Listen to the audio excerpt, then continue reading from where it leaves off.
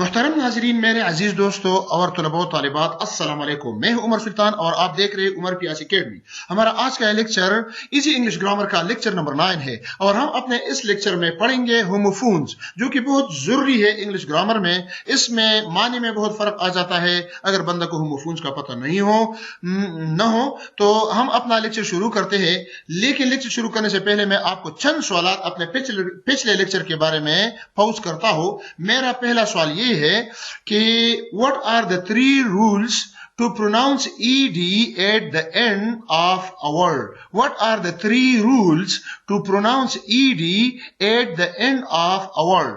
میرا دوسرا سوال یہ ہے کہ in which case we pronounce ed as t at the end of a word. In which case we pronounce ed as t at the end of a word. تو ان دو سوالات کا جوابات مجھے آپ کمنٹ باکس میں بھیج دیجئے، میں اسے دیکھ لوں گا اور یہ آپ کا ایک ٹیسٹ ہو جائے گا۔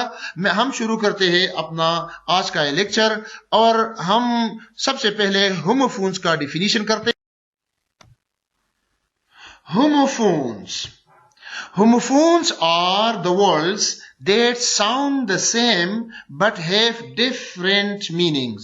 Homophones ایسے الفاظ ہیں، ایسے دو الفاظ جو ایک طریقے سے پروناؤنس ہوتے ہیں، جس کے پروننسیشن کا طریقہ تو سیم ہے، جس کی آواز سیم ہے، لیکن اس کے معنی مختلف ہے۔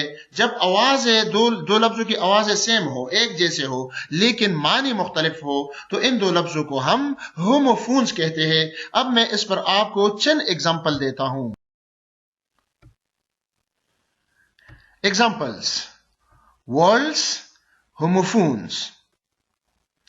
پہلا لفظ ہے بوائے، جس کے معنی ہے لڑکا۔ دوسرا لفظ B-U-O-Y ہے، اس کا پروننسیشن بھی بوائے ہے، بوائے، تیرتا ہوا چیز۔ تو دونوں کے معنی بالکل مختلف ہے، سراسر مختلف ہے، اگرچہ دونوں کا پروننسیشن سیم ہے، بوائے بوائے، دونوں کا پروننسیشن بوائے بوائے ہے، یا بعض لوگ بوائے بوائے بولتے ہیں، لیکن اس کا معنی بالکل مختلف ہے، پروننسیشن سیم ہے۔ دوسرا لفظ سی، سمندر، اور سی دیکھنا۔ تیسرا لفظ ایئر، ہوا ہے، ایئر ہے، ہیئر نہیں ہے، ایئر ہے، ایئر لیگل ایئر، تو یہ وارث ہے، یہ ایئر، دونوں کا پروننسیشن سیم ہے اور اس کا مطلب معنی مختلف ہے۔ میٹ، گوشت، میٹ ملنا، بیٹ مارنا، بیٹ چقندر۔ تو یہی ہوموفونز کے چند مثالیں میں نے آپ کو دیے ہیں۔ اس طرح بہت ساری مثالیں اور بھی ہیں، آپ اس کو دیکھ لیں، ڈکشنری میں سرچ کریں۔ اور اگر آپ نے میرے پچھلے لیکچر کو نہیں دیکھے ہیں تو میرے پچھلے لیکچر کو بھی دیکھیے، اور اگر آپ نے میرے اس چینل کو ابھی تک سبسکرائب نہیں کیا ہے تو میرے اس چینل سے مستفید ہونے کے لیے میرے چینل کو سبسکرائب کریں۔ میں آئندہ لیکچر تک آپ سے اجازت چاہتا ہوں، تب تک کے لیے خدا حافظ اور السلام علیکم۔